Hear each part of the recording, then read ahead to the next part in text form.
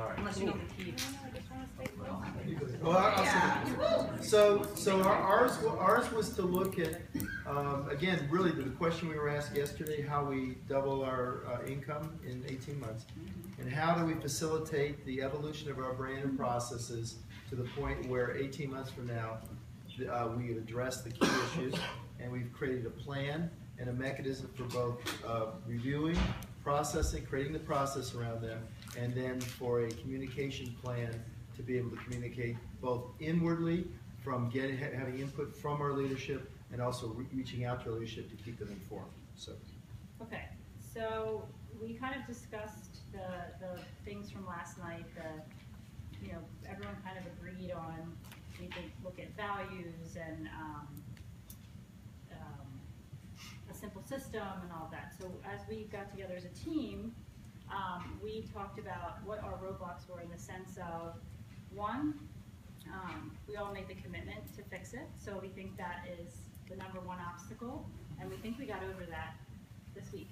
We're all here because we're committed to doing something different in the future, so that was one.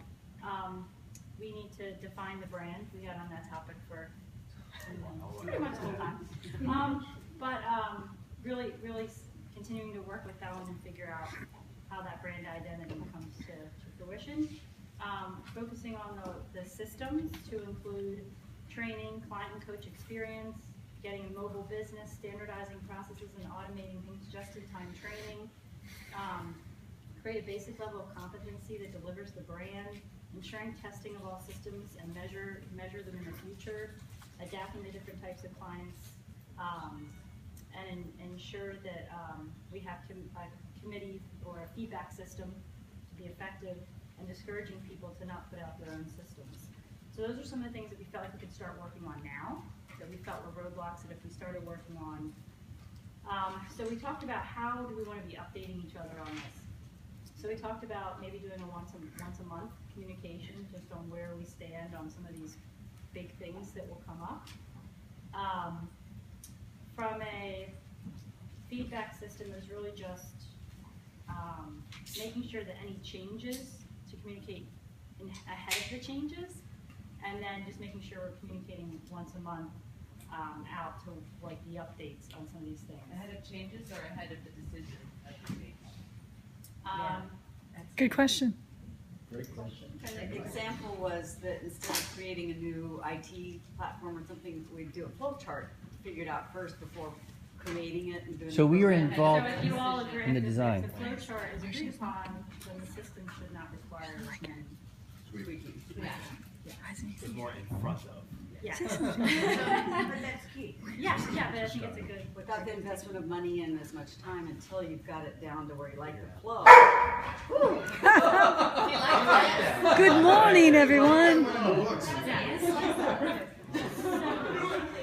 I think in the next 30 days, if we looked at an output, and Dr. Ed and I were just chatting about this, it's really about one, getting the client and coach experience down. I think that was the big thing, even just sitting here right now, watching what is the client experience and the coach experience, including, and I know I didn't want to get more into the conversation, but even the client experience, we keep focusing on the 5 and 1, and that's today. So what do we do with the active lifestyle line? What do we do with things that come in? So we don't want to plan today for the 5 and 1 when we could be even bigger than that in the future. So we just need to think about that. So we talked about creating maybe a committee structure. We talked about getting a way to get the millers and the fifths, which we kind of saw today, and then go back to the home office too and find out what we currently do, like what's the current structure and the time frame of how we deliver things to our people, and starting with that process. And try to really nail down the client and coach experience, and that's definitely something we start moving in the next 30 days. And then from there, that'll help us even start with some systems things as far as technologies, but we can't really go anywhere until the client and coach experience is defined. That's where we.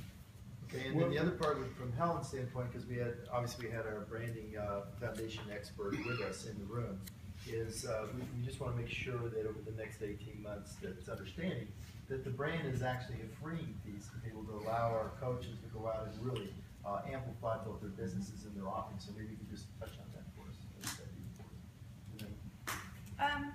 Yeah, well, I think all the conversations we've had so far is that we've had a few conversations where I've just shared that as a business and a brand matures, there's always a kind of a tussle between flexibility and control. And for you guys, that's the entrepreneurial mind and spirit versus the controls that leverage the good ideas. So that's always going to be, you know, a balancing act. But essentially, if you start to say, well, what is the ultimate brand experience we want to offer, then everything should be designed to deliver the experience. So instead of kind of looking at systems and like the IT things, obviously that the technology is important, but everything should serve the delivery of the brand. And so there's a lot of, that's what I mean by a lot of work. The brand experience? Is actually how people experience you as a client and as a coach, so that the consistency is there over time. And that, for me, is some of those fundamental questions that would need to be addressed. So the brand should really free you to reach more people. That was the driver. That was the driver for most people was the brand or the conflict of the channel conflict. So that seemed to drive everything, didn't it? Didn't that drive everybody's? And Guy, where's Guy? From the Clarity Maybe experience? Guy, well, actually, Guy can comment on it because we just reviewed that. So, Guy, from your vantage point, because we had him put everything up into like a flow chart. Sure. So, basically, comment on it and respond to what you just said. Yeah, I think it's really just looking at everything that if you look at the brand from an overarching perspective, a lot of these things are going to take care of itself. So you really have to prioritize these and take a look at what is short term, what is long term, what is noise in the system, as Marshall talked about, and what are some of the things that we can improve short term versus long term. And again, if you prioritize those, some of those are going to take care of themselves as you build the brand. So you wouldn't prioritize those as much as. Aren't we living the brand every day? What's that? Aren't we showing up every day living the brand? Don't we have the client experience and the coach experience standing in this room? I would say the client, and this is totally outside view, client coach experience as I've engaged in multiple different downlines, and I say that on purpose, so no, I know the language.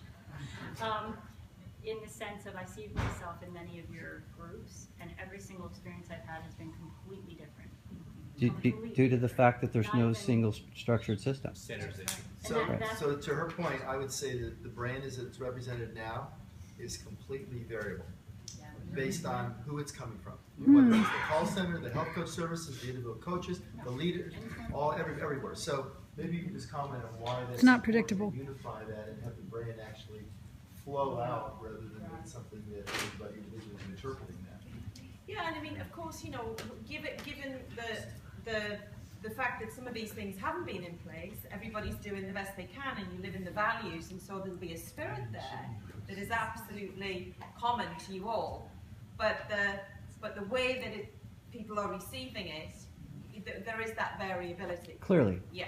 So the idea is that when I say define the brand experience, I think really the accurate thing is to say, by defining it and documenting it and mapping it, however that's done, it becomes a conscious thing that is consistent. And to build a brand, we need consistency of message, consistency of experience. So it's just one of those things you get to in brand building where all of a sudden you realize what it is you want to create consistently. And it's a really desirable thing.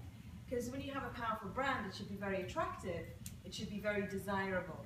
And so there's a lot of cool stuff happening, but obviously we're seeing that it's not necessarily mapped as a conscious, consistent experience that all clients will have, or all coaches will have as they come into your universe, so to speak. One of the things we talked about is a health coach that becomes a health coach that's still in the weight loss phase has a tendency to become a weight loss coach unless they've incorporated the habits of health. And if it's earlier on, as they're a new health coach and a new client, then the experience of their health coach's clients is going to be different. Whatever set the original pattern becomes the prominent pattern. Exactly. That's what's true. That's just truth. If you're doing it on your own individual, no matter what we do, that's leading true. it, you're duplicating what you did. Right. No matter what we do, that's true. Have the same experience coming in, that they are aware of the full trilogy, no matter who their health coach is.